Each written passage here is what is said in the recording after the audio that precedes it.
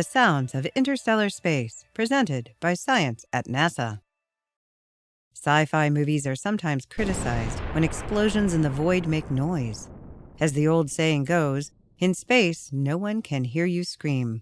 Without air, there is no sound.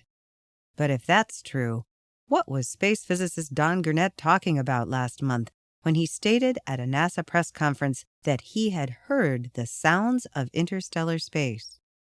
It turns out that space can make music if you know how to listen. Gurnett is the James Van Allen Professor of Physics at the University of Iowa and the principal investigator for the plasma wave science instrument on Voyager 1. At the press conference, he played some plasma wave data for the audience.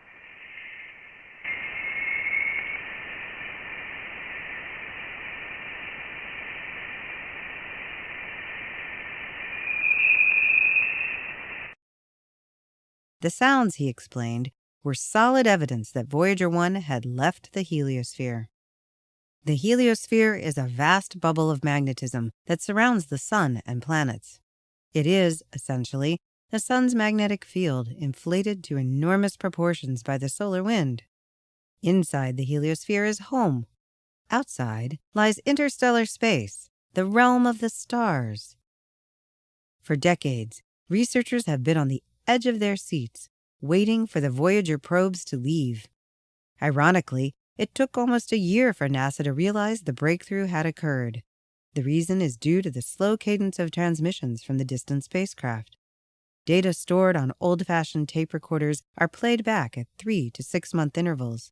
Then it takes more time to process the readings. Gurnett recalls the thrill of discovery when some months-old data from the plasma wave instrument reached his desk in the summer of 2013. The distant tones were conclusive. Voyager 1 had made the crossing. Strictly speaking, the plasma wave instrument does not detect sound. Instead, it senses waves excited by electrons in the ionized gas or plasma that Voyager travels through. No human ear could hear these plasma waves. Nevertheless, because they occur at audio frequencies between a few hundred and a few thousand hertz, we can play the data through a loudspeaker and listen, says Gurnett.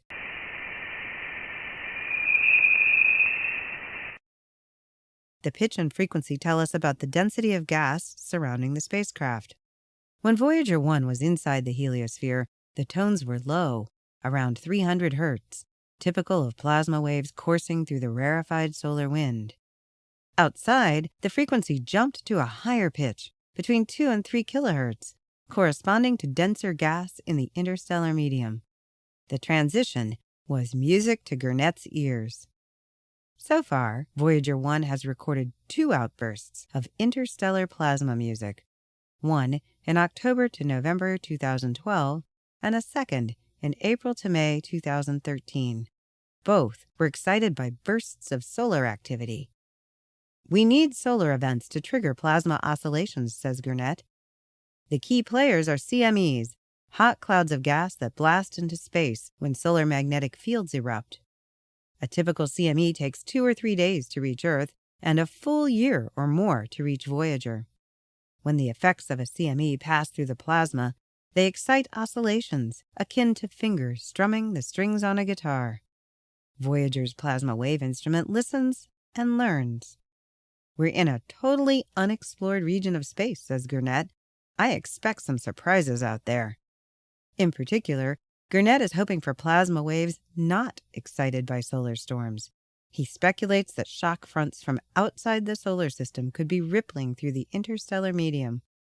If so, they would excite new plasma waves that Voyager 1 will encounter as it plunges ever deeper into the realm of the stars. The next sounds from out there could be surprising indeed. For updates, stay tuned to science.nasa.gov.